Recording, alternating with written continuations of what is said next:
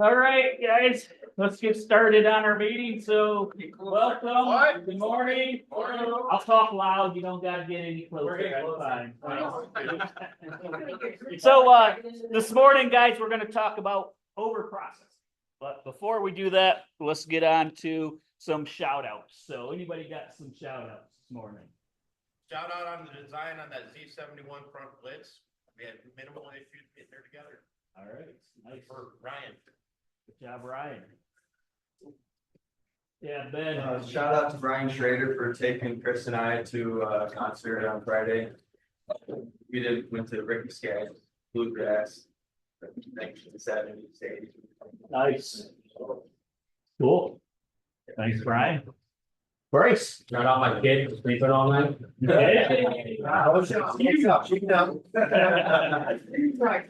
right. Anyone else? I'll shout out my daughter. All right. She's kind of picked up a little gig in the neighborhood, watching people's pets while they're going on vacation. So the people across the street are in Hawaii for 2 weeks. So she's like cat sitting and take care of the cat. She's making herself like $130. So Nice. kind of cool if we get her. All right. Chris Shettox. My daughter last night out of the harness on the diving board threw an inward 1.5 like a freaking boss, and it looked awesome. And so she's going to compete it today in Marshall. So I'm really excited about it. She's a diver, so it's really nice. Nice. That's awesome. Awesome. Anyone else? No. Shout out to Monty, you got a haircut for the meeting. Yeah. That's for you guys. That's for you guys. Look good out there, buddy. I'm gonna make sure I back up to. Just kidding. All right, so let's roll. Let's get into it. Overprocessing. So this is waste number 6. So overprocessing, doing more work than you need to do or is necessary, doing more than the customer needs, or any activity that's not necessary to produce a functioning product or service. So those are all overprocessing, right? So it's just, again, wasting time. Things that aren't important and don't add any value. Examples of overprocessing, using components with capacities beyond what is required, or running more analysis than needed, over-engineering a solution, or adjusting a component after it's already been installed, right? So again, just wasted space, like examples of adjusting components after it's already been installed, right? Maybe we got a part that runs through the system. We bent it, or we lasered it, we bent it, we fabbed it, we powder coated it, it gets over here, and now it's got a scratch. So now we gotta sand the scratch out, and we gotta fix that, right? So again, just examples of over processing. Didn't do anything but waste time. Really, that's pretty much overprocessing is pretty much just a waste of time. That's really the bottom line of it all. So what causes overprocessing? Inappropriate techniques, oversized equipment, working to tolerances that are too tight, performing processes that are not required by the customer, over-engineering a product, or unnecessary features that the customer does not use, but that increases the cost to the business and so forth. So, you know, if it doesn't add a value, it's pretty much considered overprocessing, right? It's not a whole lot to the overprocessing part of it. If you touch it too many times, we're wasting time and we're adding no value. So results, unnecessary use of resources such as your people, your equipment, your machinery, your workspace, etc. So again, I just keep repeating myself. It's a waste. Anything we can do to reduce waste of time, waste of equipment, waste of people, to eliminate the overprocessing. And this tells you how can we do that? How can we do that? One simple way to counter overprocessing is to understand the work requirements from the standpoint of the customer. Always have a customer in mind. Be mindful. I don't know, Daryl's in my way. See if I can move this out of the way. Okay, so always have a customer in mind before starting work. Produce to the level of quality and expectations that the customer desires, and only make the quantities needed. simplify your operations, eliminate redundancies, follow customer requirements, and adopt lean design principles. So, I mean, basically, when you're making your product, what we're saying here is, think of it as you're the customer. This is a product going to you. What would you want? So usually, from what I understand, the customer wants perfection. 100%, right? Don't you? I do, but in a real world, that's really unachievable.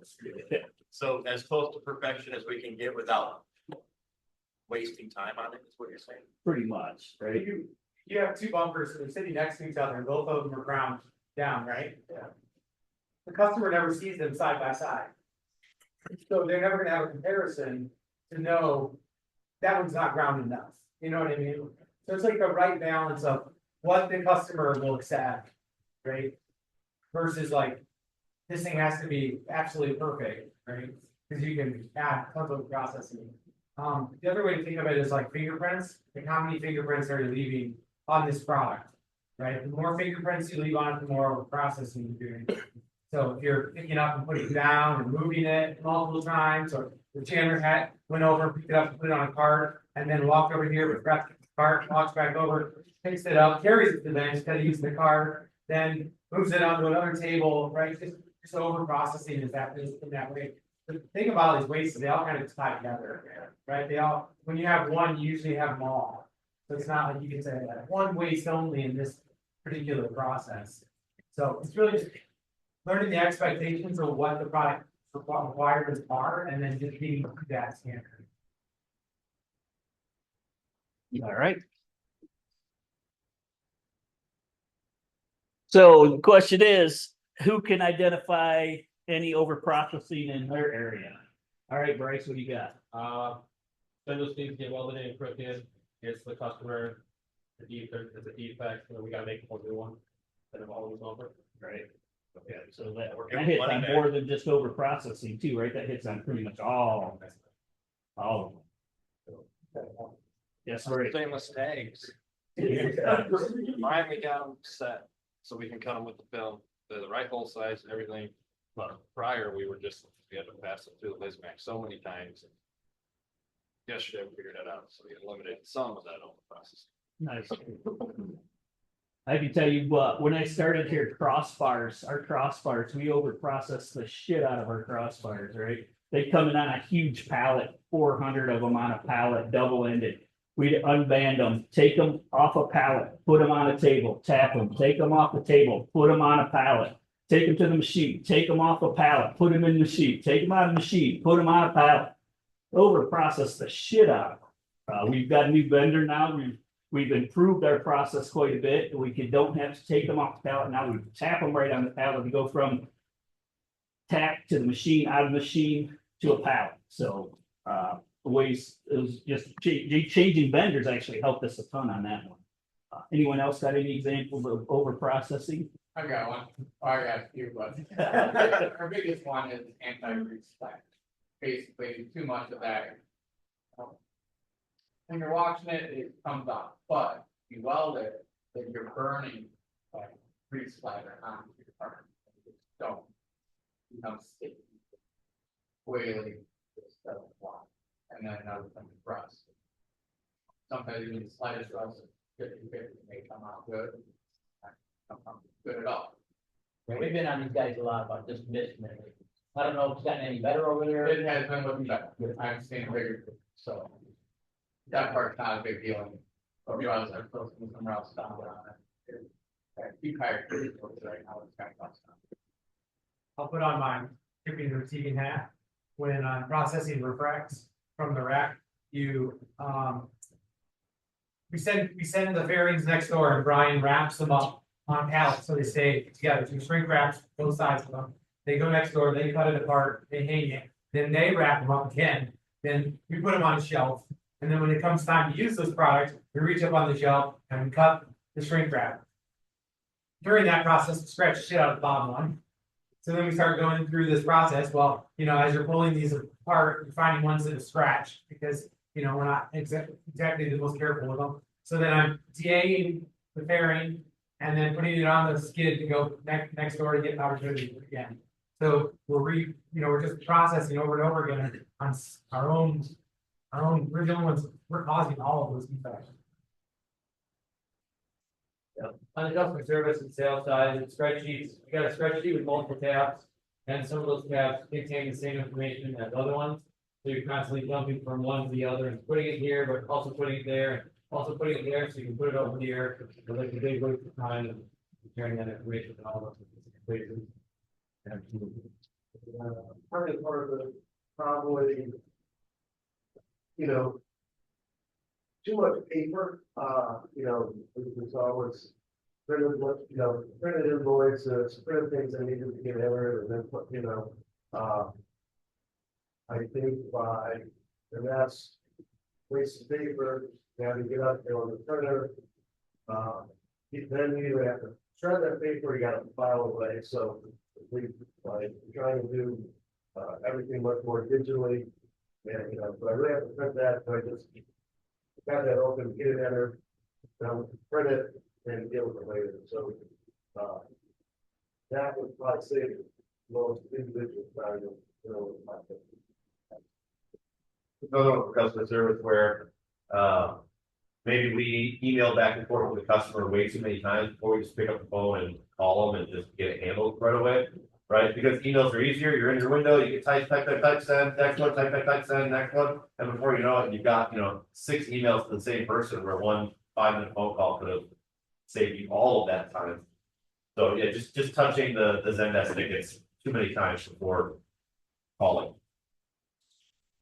In engineering, our entire product launch process for probably the past, 3 years has been like severely over processed. And my best guess is that resulted from us making mistakes because there were holes in the process that we were using. So instead of fixing that and root causing what step was causing the miscommunication, kept adding steps to try to catch stuff.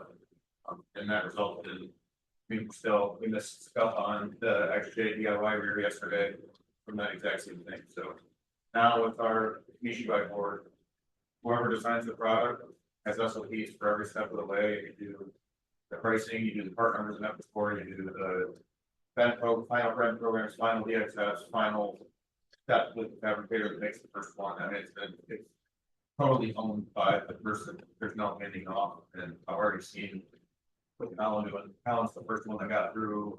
Chrysler rear bumper was the first product we did it on, and I did it on a couple yesterday, and just reducing the handoffs is like everything. So did you do it on the bumper that Jamie was just talking about?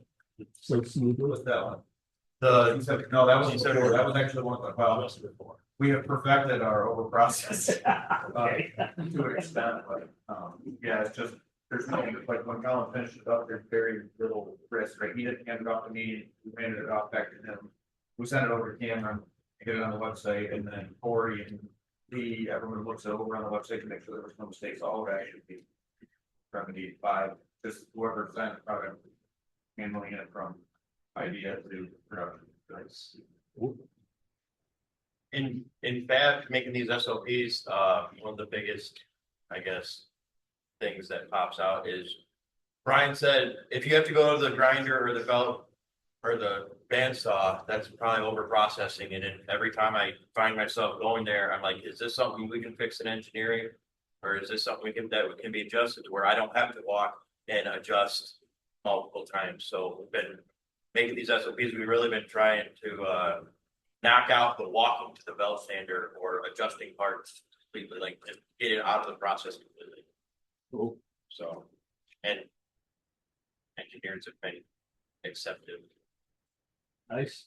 Except. He actually asked me to add something to a part the other day for the Yeah. first time. Yeah. I did. Cut stuff off, and he finally asked me to add something, so I put that on the calendar. All right. Okay, anyone else got anything? So we got any questions? We talked about what's going on in your area. Anyone got any questions on over processing? If not, then we will conclude this meeting. Upcoming next, Chris Hamilton tomorrow on Motion. All right. And we'll have a short meeting behind the curtain. Thanks for attending.